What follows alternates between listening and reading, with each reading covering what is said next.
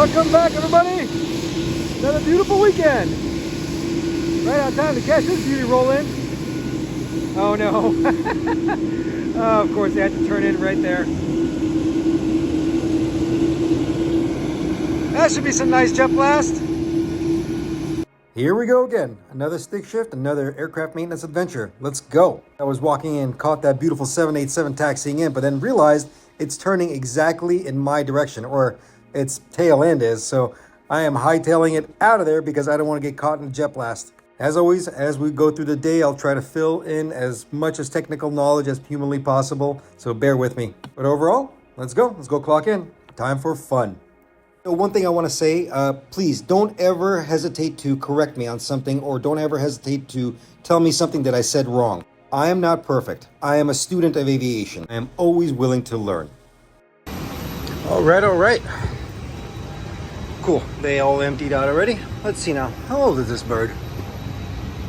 You know, a lot of people out there worry about the age of an aircraft, but I'm here to tell you that as long as that aircraft is maintained properly and on constant intervals, an airplane can literally fly forever.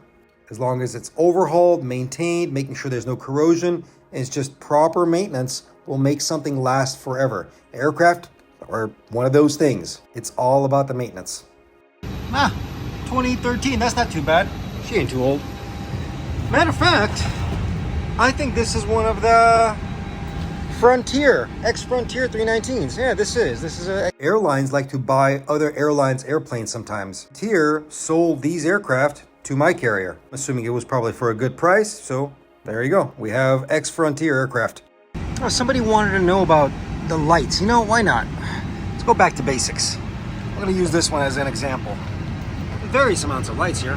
Somebody asked me to talk about lights, so let's go at it. I have nose, takeoff, and taxi lights. You got landing lights. You got turn-off lights. Your navigation lights, your wing light, beacon, and strobes. Navigation lights are tied in with the logo light, which shines the tail. Let's go outside and I'll show you these things. We're going to use this Airbus as an example, but most aircraft are just like this.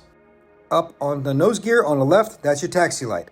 The big one is your takeoff light. The ones on the side, right there, those are called turn-off lights. They will turn those on when the aircraft is turning in either direction. Almost like turn indicators. The fuselage itself, you have this light. This is the wing light and the engine light. This will illuminate the engine as well as the leading edge of the wing. It gives proper visibility at night just to check for, let's say, icing conditions. Moving on to the navigational lights, this is the left wing. The left wing is always red. Square looking thing right there, that's the strobe for the left wing. The right wing is green.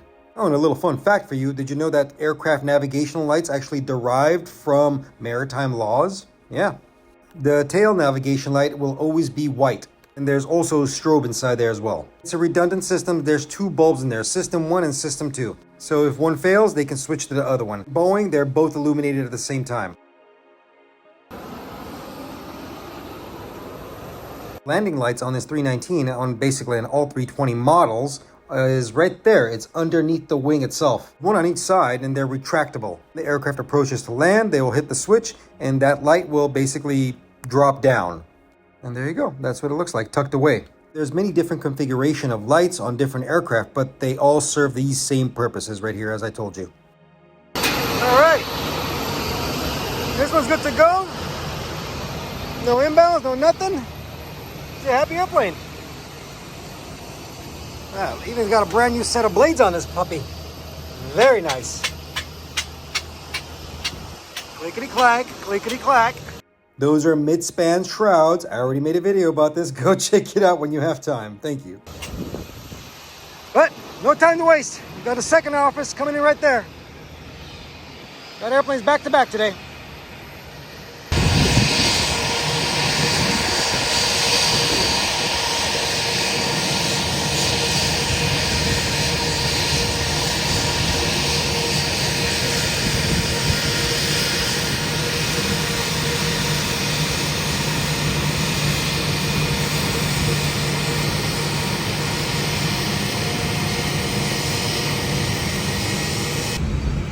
Okay, let's make sure everything's okay with this one.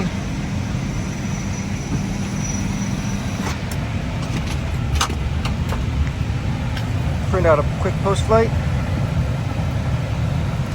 and just check the parameters. Make sure the status is good. That's what I want to see, normal. Engine oil is good. Hydraulics good. This is a quick turn. Goes right back out to Dallas. You know what I find funny sometimes? There's some Airbuses that have the lights. It's on this way, but on some of them it's off this way. So I'll give an example. So the nose wheel taxi takeoff, instead of this being off, it would be actually the opposite way around, like this. It's weird. Sometimes you see pilots leaving the lights on by accident because they go from airplane to airplane, and they're so used to back being off, but some of them are in reverse. Front is off. Very weird. I don't know why Airbus did that. It is what it is. You remember that previous aircraft where we talked about lights? Yeah, look at the configuration. Yeah, rewind it again and watch it again. Look, it's backwards. Now, I'm not quite sure why they did this. From what I've read, it's because of customer request. It's that we're transitioning from Boeing aircraft into Airbus aircraft. They wanted the same kind of mentality and same configuration. So Airbus kind of did it for them, but deep down inside of me, I know it's just some wacky engineer in a back room sitting there and saying, I'm gonna flip these and let's see if they notice. That'll be hilarious. One other question I always get is about the seats themselves. Why do they look so dirty or worn out? They're not, guys. It's actually sheepskin or woolskin. It's breathable material. One unique thing about Airbus and one of their armrests. This armrest is on the side of the side stick. Basically, the pilot's arm is resting there. Now, I'm going to show you the adjustments for this. Do you see those letters and numbers right there? Those are adjustment values for the armrest itself. Say a pilot that's initially encountering or training on a 320 family aircraft first sits down and adjusts that armrest properly to their liking. Let's say their number was C5. They know their proper adjustment is C5. Now when they are done flying, let's say a 320, and then they transition over to flying a 319, they have to just dial in C5 once again, and they will be at their perfect adjustment. They say they got done flying with that one, and they jump into a 321 Neo. Again, all they have to do is dial in C5, and they will be at the perfect adjustment for that armrest.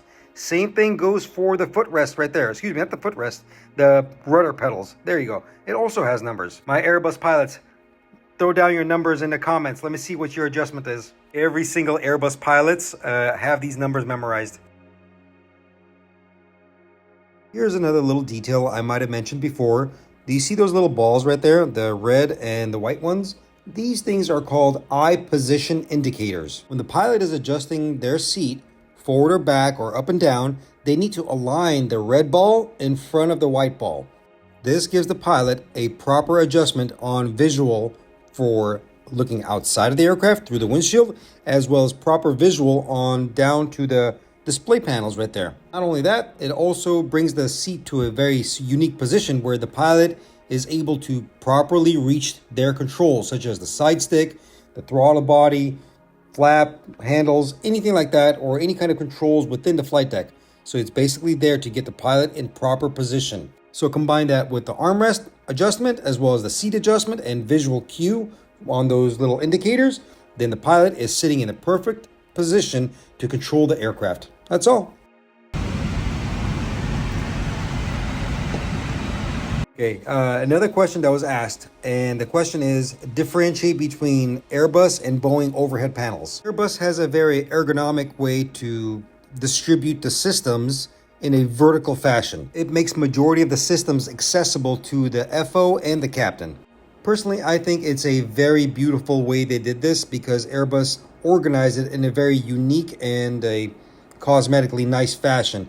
It's very accessible. You can see everything. Everything is very well detailed. Boeing, on the other hand, does not do the same thing. Boeing splits it apart. Obviously, we have to compare a narrow body to a narrow body. So this is a 737 that you're looking at, and pay close attention on how they differentiate the panels.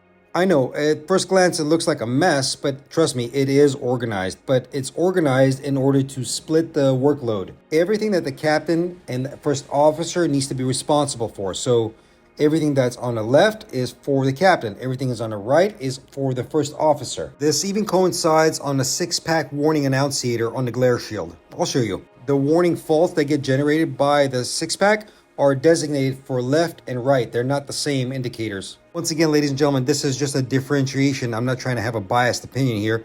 It's just the way it's designed and a difference. And here's the six-pack I'm talking about. Look close. Do you see how it says flight controls, IRS, fuel, and etc.? And the other side, look, it says anti-ice, hydraulics, doors, etc. Look, it coincides onto what it says on top. The systems on the right and the left, they differentiate. Their responsibilities for the captain and the first officer. What do I mean by responsibilities? So, for example, let's say the hydraulics went out or there was some kind of malfunction. The first officer will get the indication first, and the first officer will reach up and disengage the system or follow proper QRH procedures. Let's say something went wrong with the electrical system, which will pop up on the captain's side. The captain will reach up and disengage and follow proper procedures. Delegation of work. It's Boeing's way of organizing. That makes sense? Also, one other thing, which is pretty cool, notice that not everything is gray. Do you notice that some of these panels are actually light gray or almost white? There's a particular reason for this as well. Let's pretend for a second you had a major engine malfunction and one of the engines needed to be shut down. There's certain primary systems that are getting affected. Number one, your pneumatics. You're no longer getting bleed air. Electrics. One of your generators just went down. Fuel pump went down because there's an engine-driven fuel pump. And finally, your hydraulics, because there's also an engine-driven hydraulic pump. These systems will be shut down if in case that happens. That's why those panels are highlighted. These are critical system items. Okay, one more thing. In case this does happen, let's say there was some kind of a critical engine malfunction or fire, not only when the pilots pull the T-handle, it will disengage all the systems, it will also arm the fire bottles in case there was a fire to extinguish that fire. Okay, enough about this. Let's keep on going. Cargo never disappoints.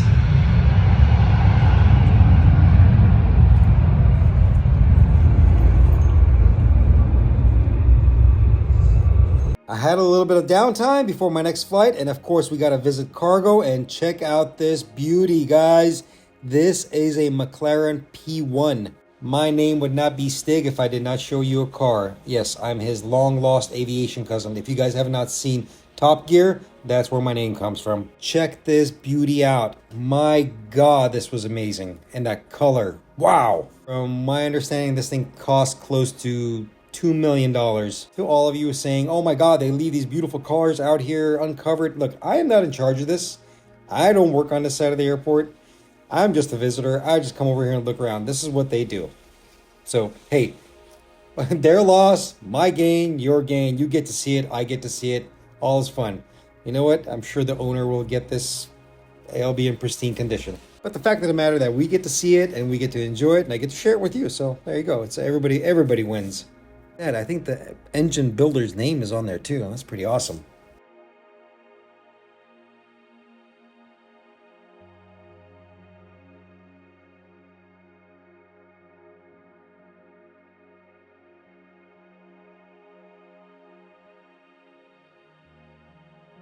But that wasn't the only cool car there. Check this out. A couple of classic Porsches. Oh man, this is awesome.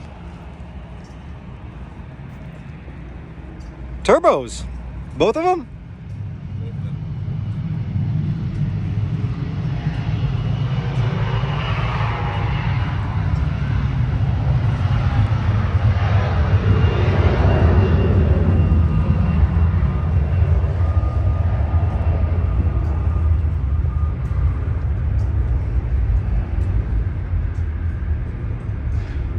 Ah, yes, the most expensive Volkswagen you will ever buy in your life, the beautiful Porsche. And yes, I am also addicted to it, and it will most likely be my midlife crisis car or end of life crisis car, one or the other. But I'm definitely going to buy one of these days. Huh. Anyway, I love these cars. They're beautiful. So this is really interesting. This is a very rare visitor and a also very rare aircraft. This, ladies and gentlemen, is an Airbus 318. Why do I say it's rare? Well, first of all, in LAX, a 318 out of Saudi Arabia flying into here is incredibly rare. I have no clue who flew on this. I'm guessing it's probably some kind of royalty or diplomat, somebody important. But the thing is, I don't care about who's on board. What I care about the aircraft itself. Now, why is the 318 so rare? Guys, there's only 81 built ever. Like in history, Airbus only built 81 of these aircraft. At the moment, there's only 59 that are actually in service and flying, and this is one of them. The 318 is one of the most rarest aircraft you will ever see. It's the original baby bus. Taking a drive across the ramp of the private jets, we take a look at the top 1% of people that own this. That beautiful 737 right there, I believe that actually belongs to Samsung. The corporate aviation world is always shrouded in mystery, especially for me. I've never worked in that side of the world, but I know it makes a lot of money. And it also takes a lot of money. Interesting. So this was really interesting. This particular 737 is actually owned by SpaceX. That's right, Mr. Elon Musk himself. And they use this aircraft as a transport. It's more like a shuttle for their employees to go back and forth to their designated job sites. Now, I have no idea how this works, but we see this aircraft quite often. One thing I did take particular attention to in the details of the paint scheme is the paint job. It's quite unique. The engines and the vertical stabilizer are matte black, which is absolutely gorgeous. I think more airlines should implement this into the design. Look at that. That looks pretty.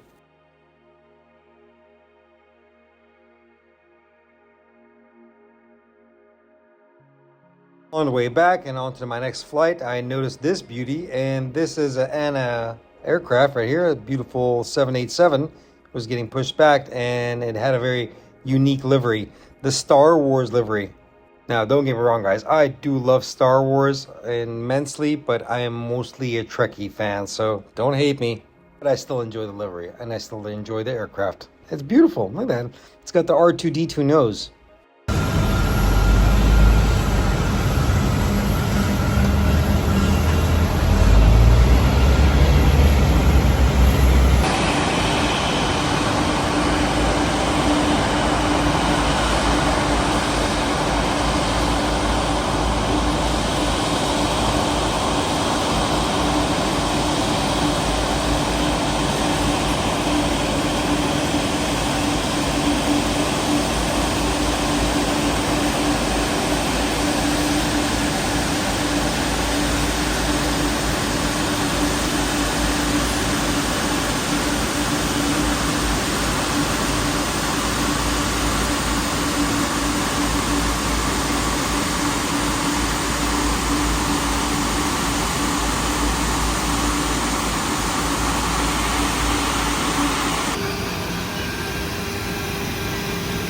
All right, next office.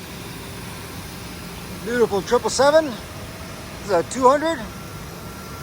Do a quick little walk around, make sure everything's A-okay. Quick peek into the wheel well. Nose wheel well, that is. Those right there are the nose wheel stoppers. This is a perfect opportunity for me to show you what a nose landing gear strut on a 777-300 looks like. This is what it looks like disassembled and completely pulled out of the landing gear. The reason that you are seeing this disassembled is because the mechanics that were working on this needed to repack the strut. This means repacking the seals and the bearings because there was some kind of leakage. The 777-300 series within its nose landing gear is very peculiar because it almost mimics the Airbus 320 family main landing gear. It has pressure charged from the top side and bottom and also has a floating piston inside of it. So it's quite interesting how it works. The interesting part here that I was going to talk about when I was online are these little discs right here, or trapezoid looking components. Those two big pieces are actually nose wheel well baffles. Their primary purpose is to reduce noise as the nose landing gear goes up because the wheel well doors are open. It deflects the wind away so it prevents noise and vibration within the flight deck. And we get a quick look on the jacks. This is what actually lifts the aircraft up for such a occasion when we have to do gear swings and strut repacks. But overall, that's about it.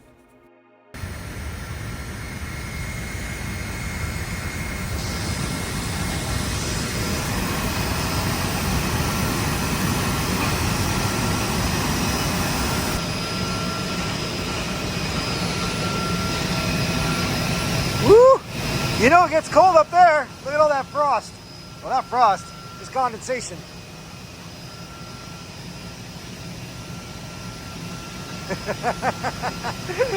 Come on, you gotta have a little fun.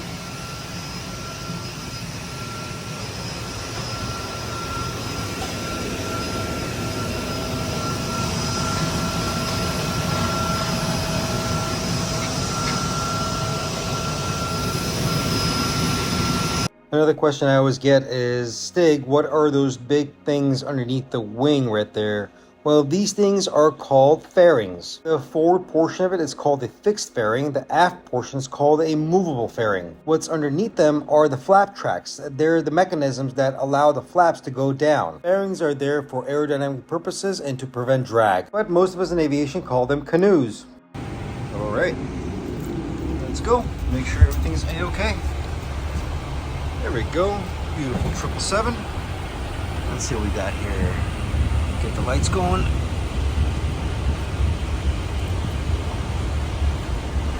There we go. Let's go check parameters. Make sure the status page is reading okay. Don't worry, that's because the batteries are off. Engine oil's good. I can also display all that information on any of the screens I want. So if I want to, let's say, put it in the center. See?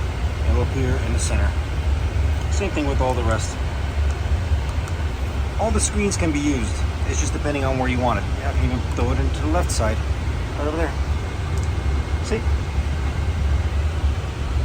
But yeah. Anyway, everything's good. The display panels within the flight deck are very versatile. They can be moved around whichever direction you want. So you can have information displayed on any case. So let's say if one display fails and you needed a primary source of information from one display to the other, you can move that information to the other display. Just because one of them fails does not mean you will not get the information needed. The amount of displays is just because of convenience, and you can have access to so much data all at once. But then again, you have redundancy. We got a couple of other airplanes coming in here in a little bit, but I just found out this one's actually staying here overnight. Oh well. Oh, before we go, make sure the fidget spinner is working.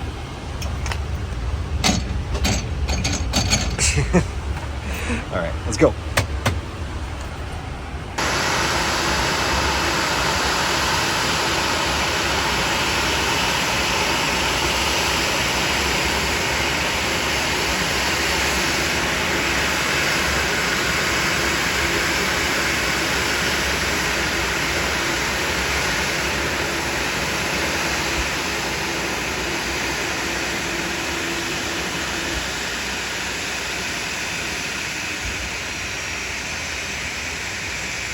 Alrighty, here comes the last office for the day. This one stays here, just gotta give it a little oil.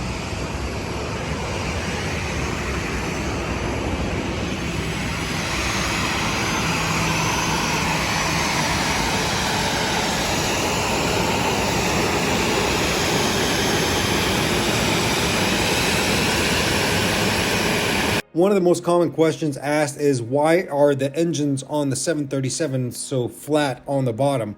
The engine in question is the CFM 56-7B, and the engine itself is actually not flat on the bottom. It's just that intake cowling. The reason they did this is for ground clearance. The aircraft itself is very inherently low to the ground, so to prevent any kind of damage or any kind of ingestion from the engine, they created that intake cowling to be flat on the bottom. That's why it looks odd when you look at it from front like this. But when you look deeper inside of it, it becomes very circular and round. But in general, that's what it is. It's simply just for ground clearance. Yeah, there you go. Good morning, everybody! Welcome back to another beautiful day! Let's go! Back to the National. Let's go wake these beautiful birds up. On to the next day, on to the next adventure. Let's go.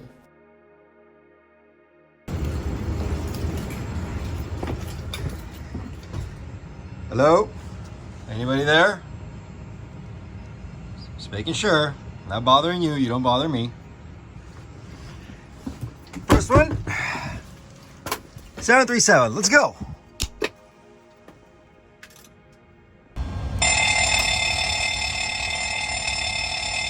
Now, what you are watching me do right here is performing an operational check on the fire system of the engines as well as the APU. Obviously, I'm not starting the engines, I am just starting the APU.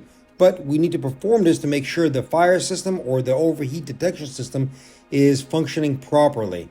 So, pilots and maintenance do this alike. Do you remember the earlier portion of this video when I was talking about T-handles? These are the T-handles. This is what pilots would pull in order to disable the particular engines, whether it be engine number 1, engine number 2, or the APU. This is what disables those systems. And if you pull those handles, and when there is a fire and you need to extinguish the fire, they would turn those handles in either direction to release the extinguishing agent. All right. Okay, let's move on. Talking too much. It's still fun watching the NG models still have the EGT gauge. The Maxes no longer have the EGT gauge. Can you see it?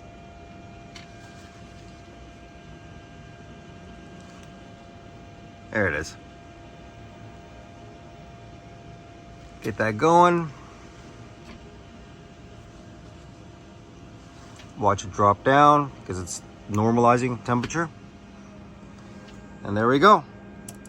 Generators are online, or generator is online. We got power.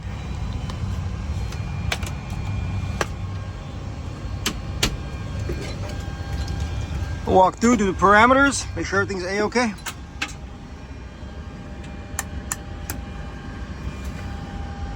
Quick little look at the electrical panel. So let's see if the engine was running. You'd get parameters here, but since the engine is not running, so Gen 1, Gen 2, but we're on APU generator, so you're getting 400 hertz, give or take. It's usually between 115 to 120 VAC.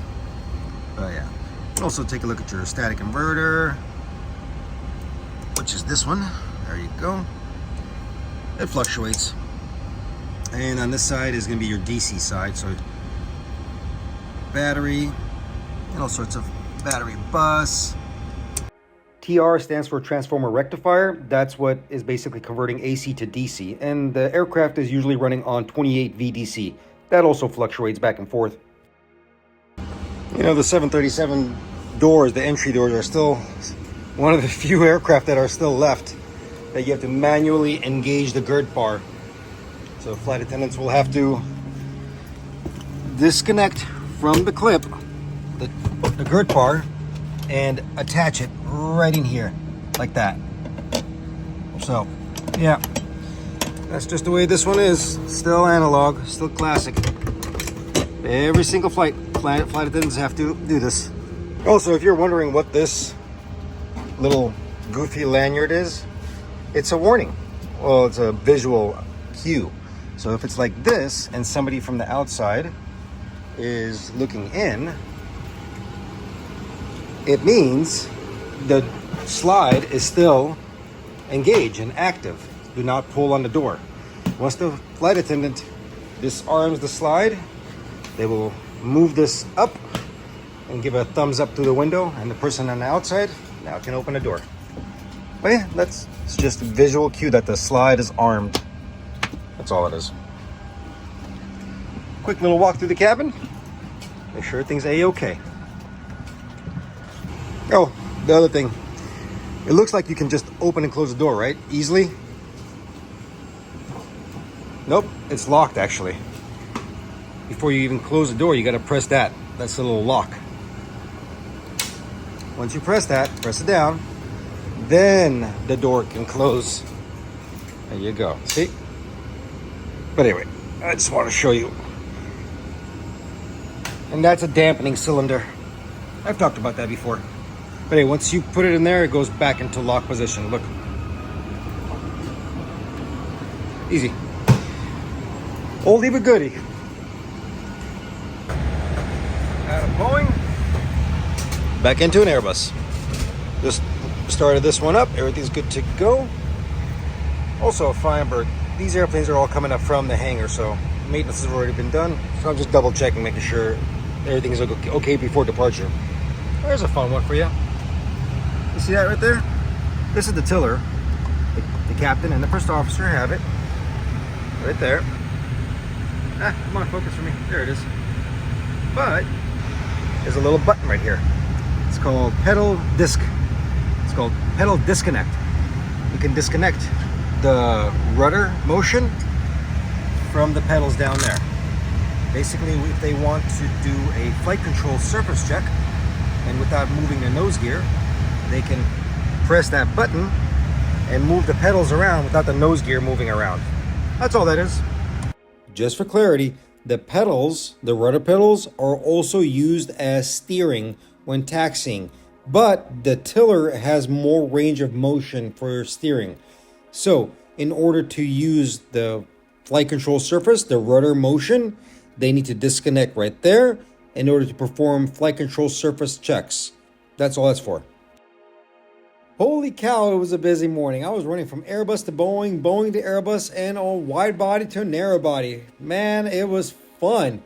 I tell you what, I might be crazy, but I'm running up onto these airplanes with a big old smile on my face and my wrench is ready. Let's go! On to the next one. Got all sorts of fun airplanes today. This one, I want to be on this airplane when it flies out. You know why? LAX directly to Cancun. Yes! Stig needs a vacation. But not just yet. Still got work to do. Hello? Anybody home? Woohoo!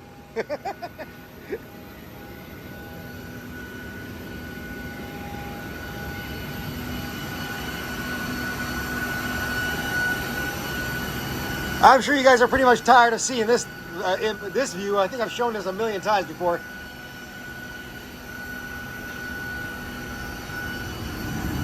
Before we depart the 737 main landing gear wheel well, I want to show you something. A very peculiar and very important component that is within here. These little cylinders are called hydraulic fuses. Since the main landing gear wheel well of the 737 is so exposed to the elements, it needs protection, especially because it has so many hydraulic components within it. These things are essentially a spring-loaded shuttle valves, which close hydraulic lines if they get sudden increase in flow or a burst in the downstream. It basically prevents fluid loss from the hydraulic reservoirs or the respective systems, which are usually the brake system, the leading edge flaps, slats, and as well as the nose landing gear and the main landing gear extensions, as well as the thrust reversers. That panel right there is the nitrogen generating system. This will take outside air and convert it into nitrogen and pump it in usually to the center tanks of the aircraft. This system vacates the oxygen that is created when the fuel is depleted within the tanks. It replaces the oxygen with nitrogen, which is an inert gas. It is to prevent any kind of explosion within the tanks if there was such a spark. Look up TWA Flight 800 and don't hit me with the conspiracies. Come on. That's where the system was born, by the way. The panel right next to it is for APU fire extinguishing. The horn right next to it would go off. The red light would be there. You can pull that handle and extinguish the fire within the APU if needed. Next, you got a mechanism right here. This is a transmission block as well as a flap actuator. This is the flap track right here, as you can see behind. This is what lowers the inboard flaps right there.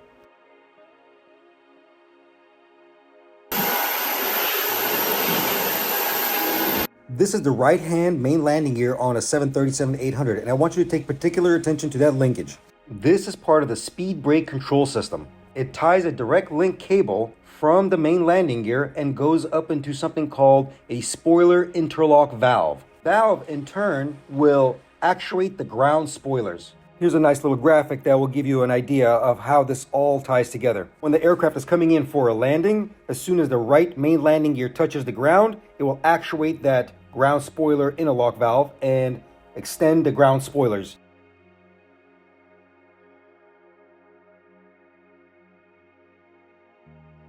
Here you go, let's follow along with this cable and we'll route it all the way up and you'll see the valve itself. Sorry if it was a little shaky. I couldn't get a good glimpse on it because it's so tucked away inside there.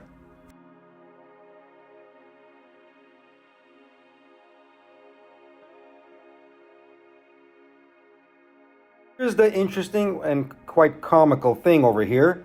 It's only on the right landing gear. It's not on the left one. Check it out. This is the left-hand main landing gear. And look, the little eyelet is there for the linkage, but there's no cable. It's only on the right side. So I don't get why they did this in Boeing engineering. And if anybody knows about why they did this like this, and they only have it on one side, let me know, because I haven't figured it out.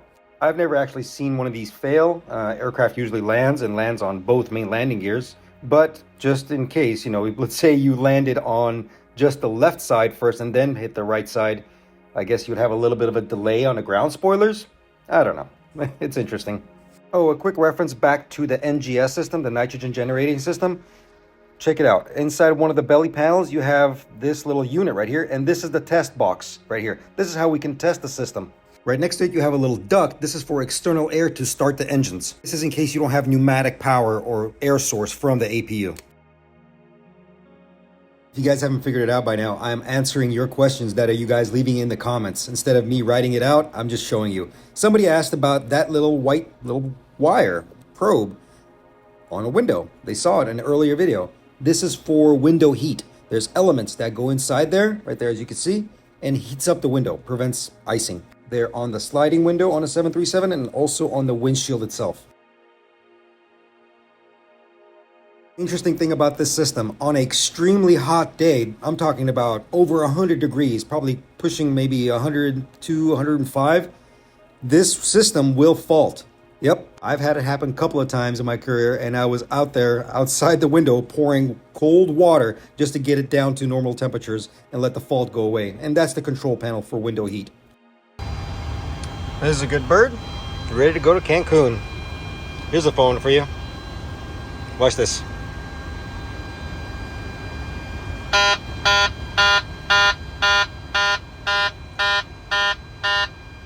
That's the airplane freaking out because the aircraft is not in configuration to fly.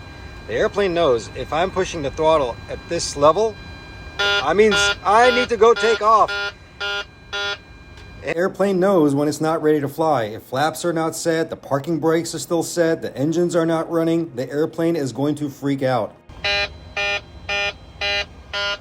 Takeoff configuration. There you go. Starts to panic. Now, if you've been watching carefully on the overhead panel on the 737, you will notice something that's kind of weird. Pretty much almost everything has a label, right? Except for two little things. Two little things don't have a label. That right there. And that right there. Well, I'll tell you what they are. And it's actually kind of cool. It's a little safety advice. Watch. So when these panels get dropped down for maintenance, these panels are also very, very heavy. A couple of twists of a screw right here. One there, and this whole thing just swings down. But again, they're very, very heavy, especially that one up there. This is a locking mechanism, a latch mechanism. Let me show you. Got that one out. I got that one out. Now, if I do this, right, look, it wants to drop, right? But look what's holding it up. Look what's holding it up. That's it. That's the reason. It's a safety latch. But watch, as soon as I go like this, pull that, bam. Now it comes down. And there it is. It's simply a little latch hook right there.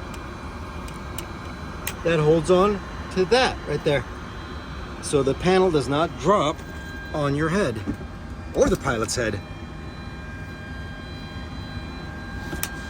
Just in case the screws fail. But that's what that's for. It's a little safety latch. Pretty easy, right? Same thing for that one.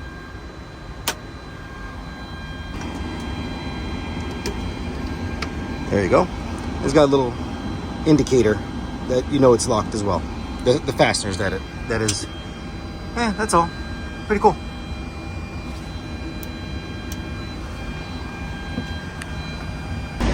Next office.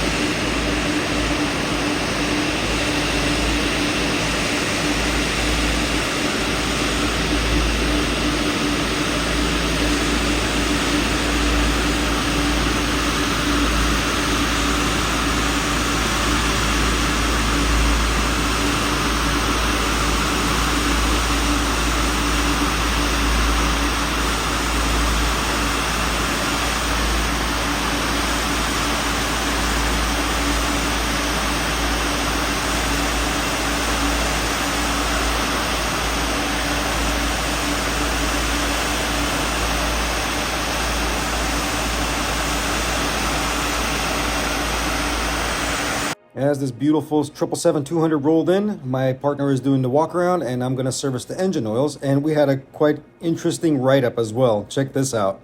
Okay, here's a fun one. This happens all the time. Passenger lost their phone. You see it? Right there. I got to get that out. All right, let's see what we can do. I got to tear the seat apart. Let's see. Maybe through here.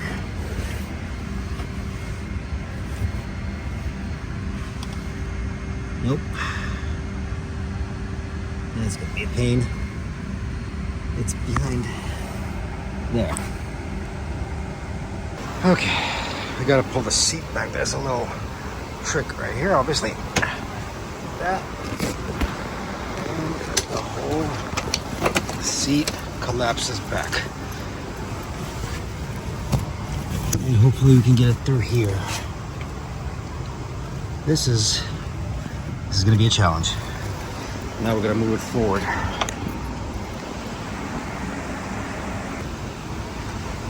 Okay. Now we got the whole seat exposed, all the mechanism exposed. Let's see where it is. Here it is. You see it? There it is. All right, let's see if we can get it. As I said, ladies and gentlemen, this happens all the time. You wouldn't believe the things that I found, or people that I lose: wallets, passports, phones, AirPods, you name it, I found it. But I was very lucky that I actually finally got this out. Just a word of advice, please be careful with your belongings. There has been times when these things get permanently lost, or just lost to a point where we cannot recover it until the aircraft is in a very heavy check. Okay, passenger got his phone back. And now I have to put this all back together. Fun. All in a day's work. When I got done recovering the phone, now we proceed on with the ETOPS check. Inspecting the interior, making sure all the emergency equipment is good, nothing is depleted. Your standard walk around of general condition of the cabin interior. I've talked about ETOPS checks before. It's more of a scrutinized inspection. And one of the things that actually does certify an aircraft for ETOPS flight is the emergency equipment. Well, more of it, I should say. Well, we're pretty much done over here. Walked through the interior, all was good, everything checked out. All the parameters looking good. That's it. Just gotta go back and do some paperwork. Fun. There you go. Nice little screensaver for you. Take a picture. All right, on to the next one. When all said and done, I brought the logbook back to the flight deck, talked to the pilots, make sure everything's okay and they're happy about it, and watch this beautiful aircraft get pushed out. This one was heading out to Heathrow. Usually stand by and right at the bottom of the jet bridge, just in case they have last minute calls. We call it gate manning. Happens time to time. They'll call us last minute for something that broke or a malfunction, so we're there on standby real quick to get up there and fix the issue.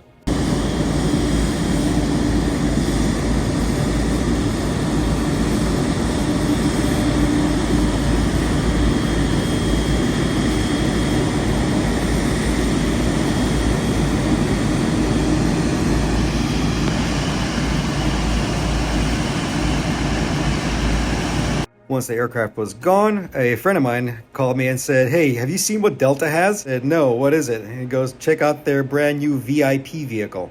This was nuts. Delta actually uses this on the airfield. I think they just recently got it. And this is a Porsche GT3 RS. This is a $400,000 car. They use this to transport their super VIP customers from the aircraft to their fancy schmancy lounge.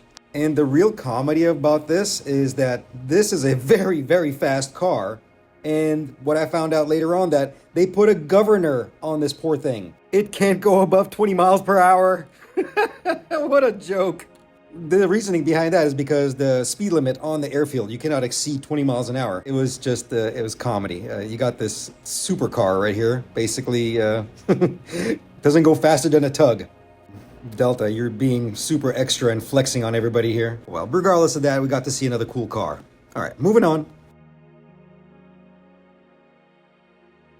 All right, coming up on our last flight of the night. Quick turn. Just came in, we go right back out. Can't remember if I've talked about this, but I'm going to mention it. Okay, when you look at the trailing edge of the wing on pretty much every single aircraft, you're going to see these little wires sticking out. These are called static wicks. They're also known as static dischargers. Their primary purpose is to decrease radio interference. As the aircraft is flying through the air and wind is going across the fuselage as well as the wings, it creates static buildup. These things basically release that static buildup. It's attached directly to the frame of the component that it's on. Another thing that they help in is in lightning strikes. Usually when an aircraft gets a lightning strike, a static wick will discharge the energy. It will blow it out and usually damage the static wick itself. This is why we pay attention to them when we do our walk around, especially on rainy days. We want to make sure none of those things are damaged, because if it is, we know the aircraft encountered a lightning strike. Now we have to find an entrance point, which is a whole other pain. And I remember somebody was asking me, what does a lightning strike looks like? It basically looks like a very poorly done spot weld.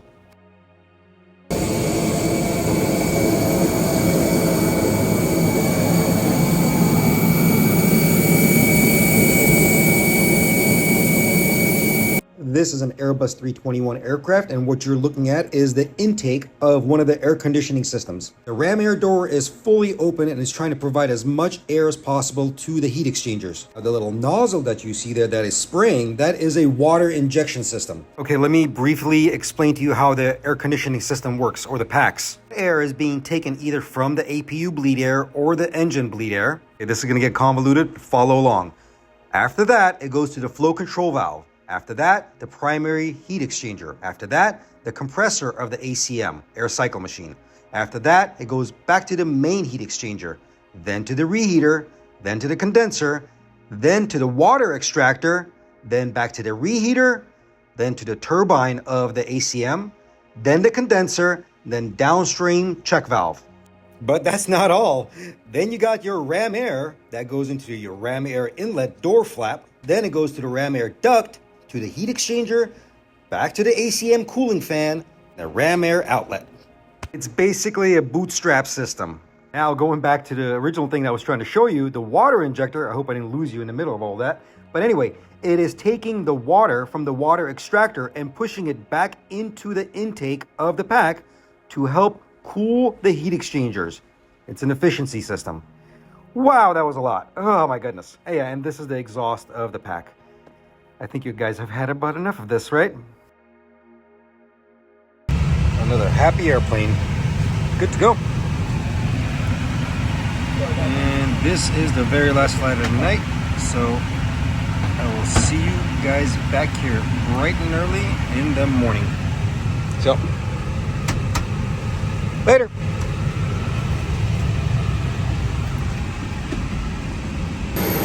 Good morning, everybody.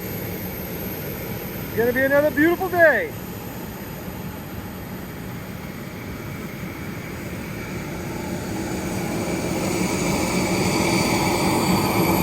Woo! Hope it don't rain on us. Regardless of that, we're gonna have some fun. Let's go. There we go. Next office.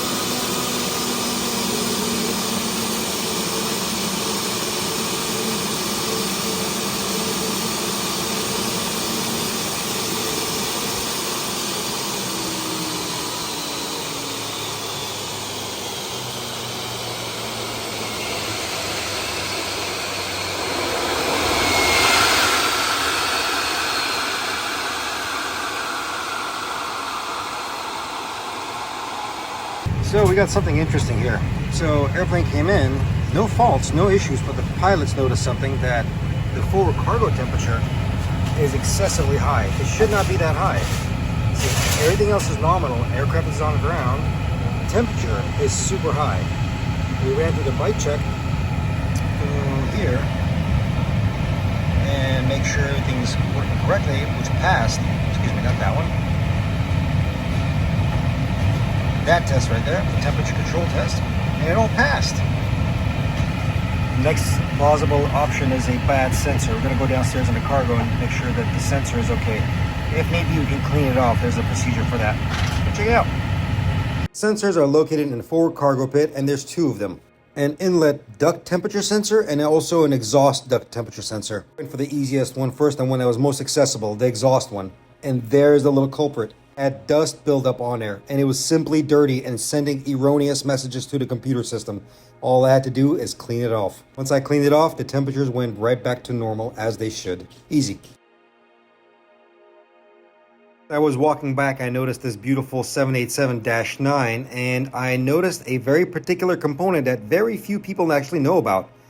Okay, right there. See that little door on the vertical stabilizer? That is called the EDAS, Empennage Door Actuation System, known as the Hybrid Laminar Flow Control, HLFC. It's located on both sides of the vertical stabilizer. Interesting part about the vertical stabilizer, it's actually perforated with very tiny holes all up and down the leading edge. Very hard to see it from this distance, but trust me, it is there. System has two modes, a suction mode and a purge mode. In suction mode, the door will slightly open and create a low pressure environment within that cavity, which will basically start sucking air out of the area, creating a better laminar flow for the leading edge, basically pulling air in from the outside. Now in purge mode, it opens up even wider. Now it's pulling air into the cavity and pushing air out of those holes. This is to purge and clean those holes in case there's any kind of water or debris stuck in them. From my understanding, they kind of let go of this technology because it wasn't really useful. Only aircraft that I have seen it on is on the 787-9s. I think some variants also had it on their horizontal stabilizer. Boeing has completely let go of this technology.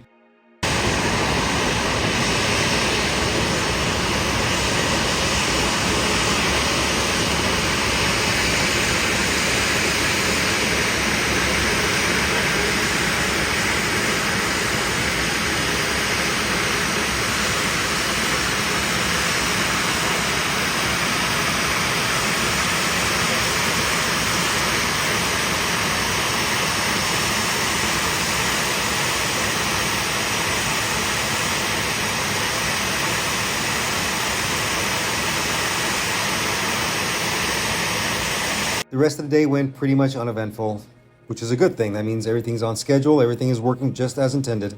If you guys made it this far into the video, I just want to say a big thank you. Thank you for watching, thank you for being here, and always leaving kind words and comments, and also asking questions. I always enjoy answering you all. I hope you guys all had fun. Take care of yourselves, and I will see you on the next adventure. Take care.